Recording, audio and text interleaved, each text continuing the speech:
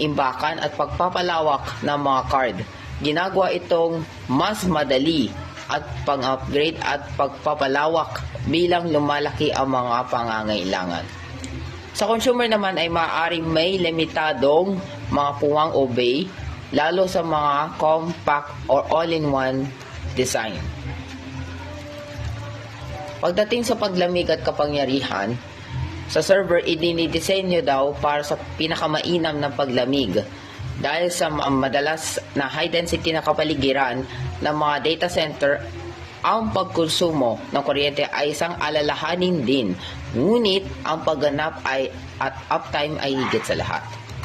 Sa consumer na ito, maaaring ang mga cooling solutions mas tahimik at hindi gaanong agresibo, konsumo sa enerhiya at maaaring inggit na alalahanin, lalo na po para sa mga gumagamit na bahay o maliliit na kapaligiran sa opisina.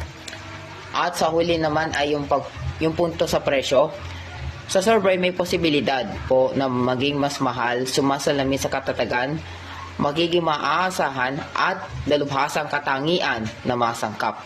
Sa consumer, ito ay kalahatan na mas abot kaya dahil sa economies of scale at hindi gaanong diin sa mga espesyal na